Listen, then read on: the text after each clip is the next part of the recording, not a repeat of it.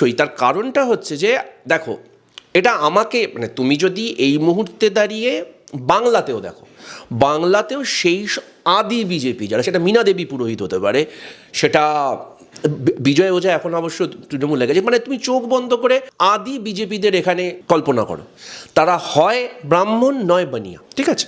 অর্থাৎ এই সমীকরণটা চিরকালই ছিল এবং ব্রাহ্মণ বানিয়াদের পার্টি আমরা বলে থাকতাম।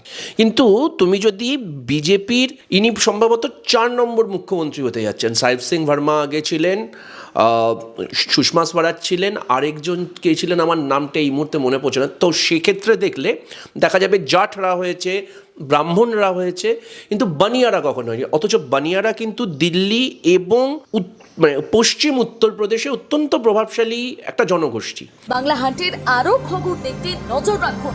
বাংলা খবর মানেই বাংলা হান্ট।